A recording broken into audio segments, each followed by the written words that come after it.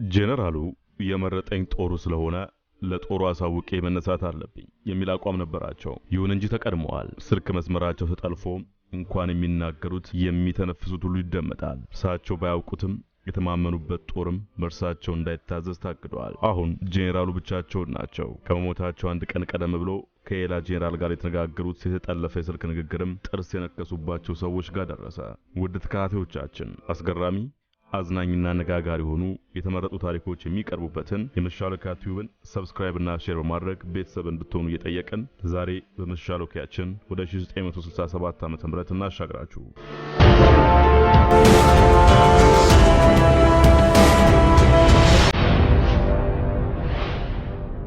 የሌተናል ኮሎኔል ማዕረግ አለው።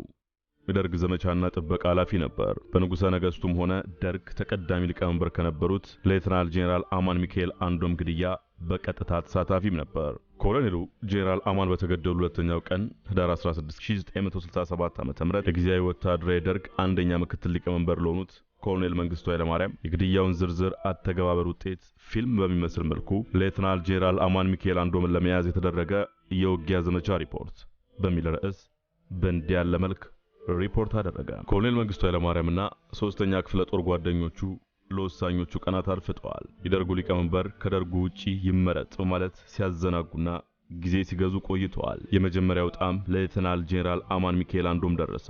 ሌተናል ጄኔራሉ ከሰራዊቱ አገልግሎት ርቀው ለ13 ዓመታት ያህል በሲቪል ስራ ከቆዩ በኋላ መጨረሻ ከነበሩበት ከህግ መወሰኛ ምክር ቤት በደርጉ ተመርጠው የቀድሞ ንጉስ ፊት ቀርበው ሌተናል ጄኔራል ተብለው የጦር ኃይሎች ጠቅላይ ኤታማዦር ሹም ሆኑ። ወታደራዊ ደርግ ንጉሱን ከስልጣን አውርዶ ወታደራዊ መንግስት ባወጀበት ዕለት መስከረም 2 ቀን 1967 ዓ.ም የደርጉ ዋና ሊቀመንበር ተብለው በደርጉ ውሳኔ ተሾሙ። ይሁን እንጂ ከደርግ ሰዎች ጋር መግባባት ባለመቻላቸው ጄኔራሉ በዚህ ቦታ ከሁለት ወር የዘለለ ቆይታ አላደረጉም። ከህዳር 17 ቀን 1976 ዓ.ም ጀምሮ ከልዩ ልዩ መንግስታዊ ስራዎችና ተግባራት ራሳቸውን አገለሉ። ይህም ደርግ በእኔ ላይ እያሳደሙ ነው፣ መፈንቅለ መንግስት ሊያደርጉብኝ አስበዋል የሚል አቋም እንዲይዝ አደረገው። ሌተናል ጄኔራል አማን ከደርግ በተለይም ከሌተናል ኮሎኔል መንግስቱ ኃይለማርያም ጋር ከፍተኛ አለመግባባት ውስጥ ገቡ።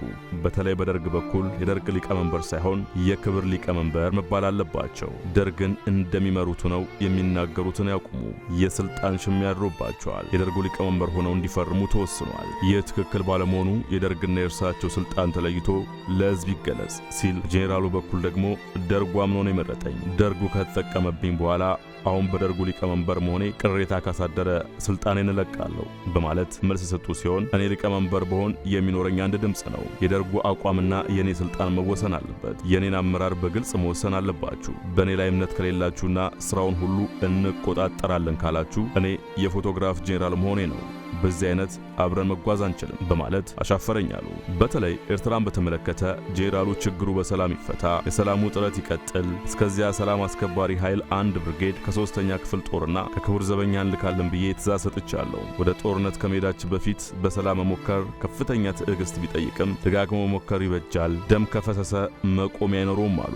ሌተናል ኮሎኔል መንግስቱ ከ3ኛ ክፍለ ጦር ሰራዊት መላኩን ሲቃወም ከአጠቃላይ ሰራዊቱ ጦር ወደ ኤርትራ መላኩን ደገፈ። ይሄኔ ሌተናል ጄኔራል አማን ደርጉ ሐሳቤን አልተቀበለም፣ በእኔ ላይ እምነት የለውም በማለት ራሳቸውን አራቁ።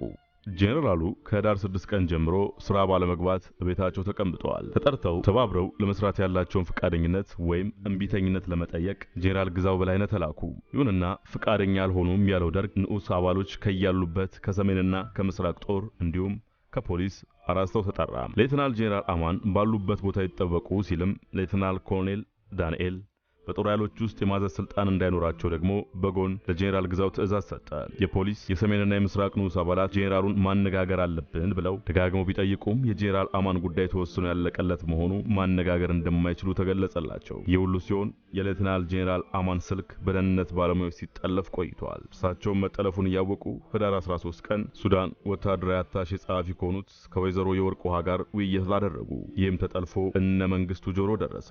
በንግግራቸውም ላይ ስልክ ተጠልፏል፣ የሆነ ሆኖን ያልፈራም፣ ሰው ሁሉ ትንሽ ጠብቅ ነው የሚለኝ፣ ዛሬ ቁርጥ ቀን ነው፣ ነገ ከናንተ ጋር ነኝ ወይም አይደለሁም እና ማንንም አልፈራም። መጀመሪያ ነገር ሻለቃ መንግስቱ መቀጣት አለበት፣ መውረድ አለበት፣ ምክንያቱም ከስልጣኑ በላይ ይጠቀማል። ይህ አባባላቸው በመንጌ ዘንድ ጥርስ አስነከሰባቸው።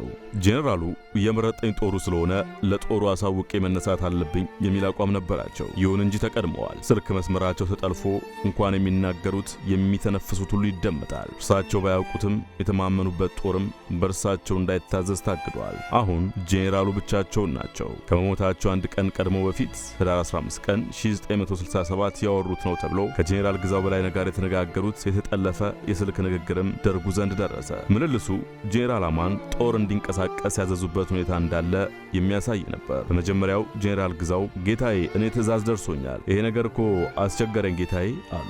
ምንድነው ያስቸገረ? ንገረኝ እንጂ ምን ይላል ሲሉ ጄኔራል አማን ጠየቁ። ለኔ ደረሰኝ መቼም ትእዛዝ ነው። ማንኛውም የጦር ንቅናቄ እንዳይታዘዝ ነው የሚሉኝ። ጌታዬ ምን ነው ያነጋገርኩት ነገር ሁሉ? እኔ እኮ በጣም ተቸገርኩኝ። ምንድነው የነገርከኝ? አይ እንዲያው ሂደው ብትነጋገሩ ከነርሱ ጋር። አዎን፣ እንዴት አድርጌ ነው የምነጋገረው?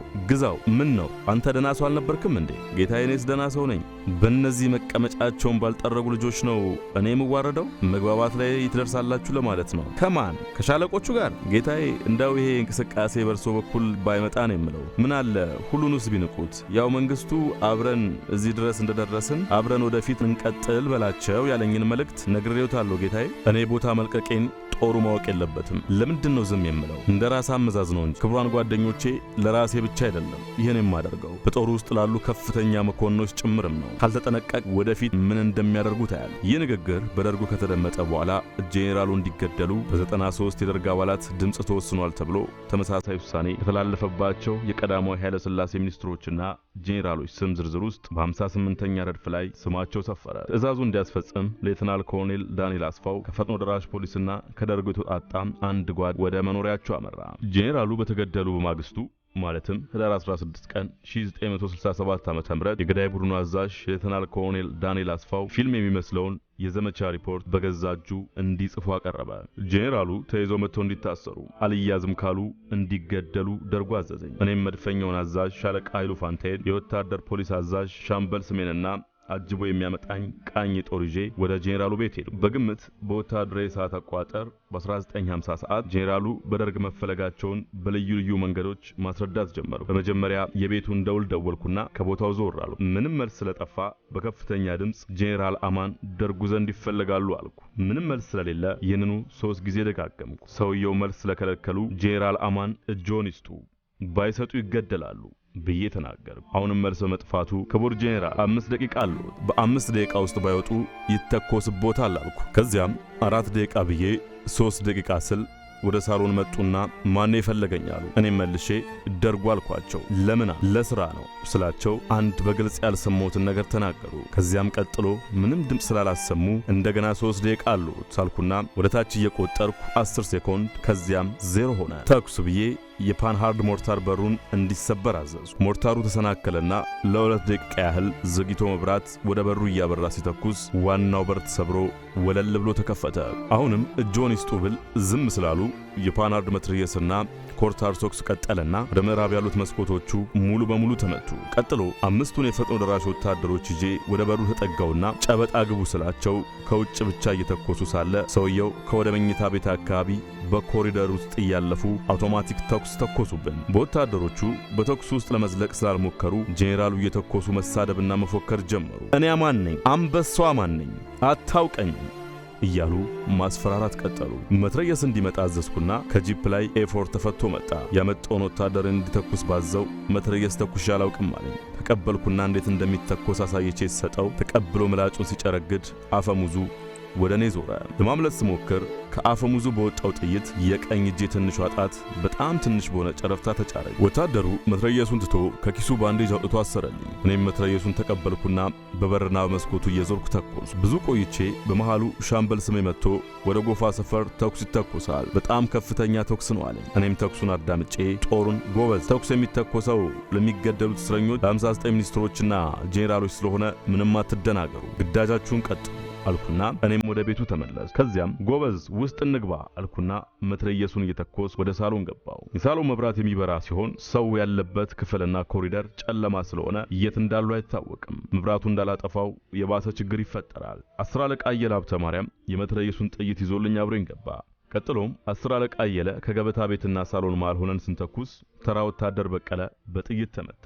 ጄኔራሉ እያከታተሉ አውቶማቲክ ተኩሱ ስለነበር ወታደር ጉዲሳ ገመዳ ወደ ቤቱ ውስጥ ገብቶ እንደገና ሲወጣ ሲሞክር ጄኔራሉ እያከታተሉ አውቶማቲክ ተኩሱ ስለነበር ወታደር ጉዲሳ ገመዳ ወደ ቤቱ ውስጥ ገብቶ እንደገና ሊወጣ ሲሞክር በጥይት ተመታ። ሰውየው በተኩስ መልስ ወደሚሰጥበት ክፍል መትረየሱን ሲተኩስ ተሰናከለ። ያንን መትረየስ ትቼ ኡዚ ሲተኩስ 10 አለቃ መትረየሱን አስተካክሎ መተኮስ ጀመረና ድጋሚ ተሰናከለበት። እኔም ተቀብዬ ተኩስ መተኮሱን ስላቆመ ትቼለት እሱ ሲቀበለኝ በጥይት ተመታ። በዚህ መሃል ታንክ መጥቷልና አብረ እንዳትመታ ውጣ የሚል ጩኸት ከውጭ ስላስተጋባ በገበታ ቤቱ መስኮት ከፍቼ ዘለልኩና ወጣው። ታንክ ወደ ቤቱ ተጠግቶ እየገፋ እንዲያፈርሰው ተደረገ። ስንገባ ሰውየው በጀርባቸው ወድቀዋል። ሌሎች ገብተው ሬሳቸውን እንዲያወጡ ጠራው። ጄኔራሉ ሙተው ሲገኙ አጠገባቸው አንድ ኡዚ ድግን መትረየስና አንድ ኮልት .38 ተገኘ ይላል የኮሎኔሉ ሪፖርት። እኛ በዱር በገደሉ ለሀገራቸው ዳር ድንበር ደማቸውን ያፈሰሱ በሰራዊቱ ውስጥ በጀግንነት የሚወደሱ ትልቅ ፍቅርና ክብር የነበራቸው በዚህም በጦሩ ከወዳት ራሱ እየተባሉ የሚጠሩት ሌተናል ጄኔራል አማን ሚካኤል አንዶም የህይወት ፍጻሜ በእንዲህ አይነት መንገድ ሊቋጭ በቃ። ውድ ቤተሰቦቻችን የዛሬ መሿለኪያችን ይህን ይመስል ነበር። መሿለኪያችን እንዲቀርብ የምትፈልጉትን በኮሜንት መስጫው ስር በማስቀመጥ እንዲሁ ሰብስክራይብ እና ሼር ማድረግ እንድታበረቱን እንጠይቃለን። ሰላም ለሀገራችን።